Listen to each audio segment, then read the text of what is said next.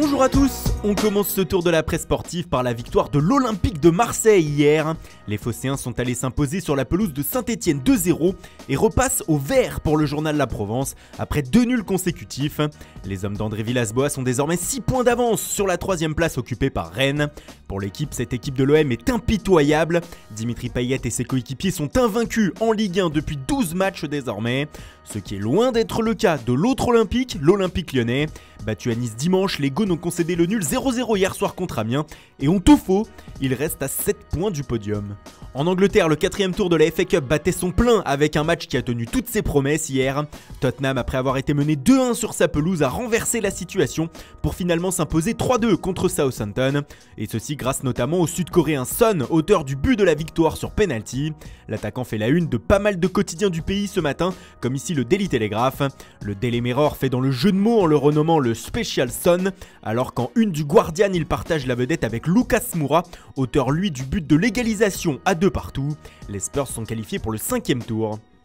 En Italie, on mettait à jour le calendrier, et alors que la Lazio avait l'occasion de passer 2e et de revenir à 2 points de la Juve, elle a laissé filer la victoire contre les Las Vérone hier soir. Match nul 0-0, et voilà les Laziales stoppés, et l'Inter qui remercie les joueurs de Vérone pour la Gazzetta dello Sport.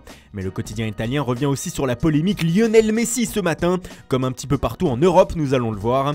Après le clash avec Eric Abidal mardi soir, la Pulga est en colère, écrit le média, et une clause dans son contrat, dont nous vous avons déjà parlé, fait couler beaucoup d'encre. Elle permettrait à Messi de quitter la Catalogne gratuitement s'il le décidait.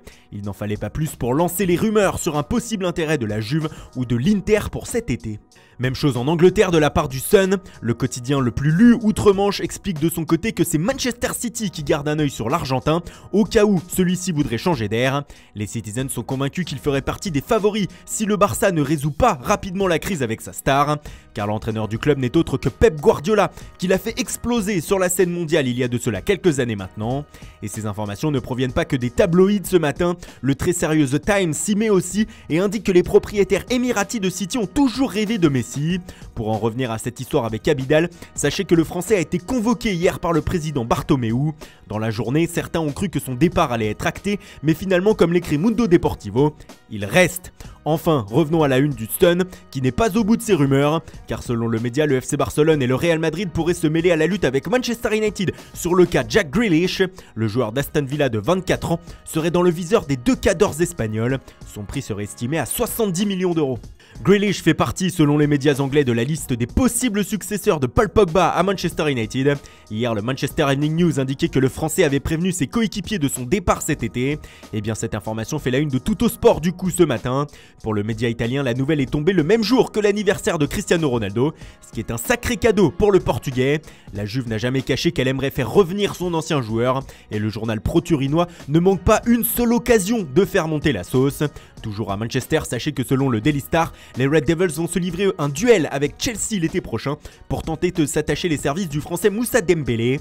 On parle d'une somme côtoyant les 70 millions d'euros pour l'attaquant de l'Olympique lyonnais qui promet d'être un des agitateurs du prochain mercato. Et on termine par cette sale affaire qui touche la Ligue 1. Hier, le président du SCO d'Angers, Saïd Chaban, a été mis en examen en fin de journée car il est accusé d'agression sexuelle. Ceci fait bien sûr la une du quotidien local Le Courrier de l'Ouest qui précise que 4 salariés ou ex-salariés du club ont porté plainte contre lui. Lui se dit innocent mais a été placé sous contrôle judiciaire.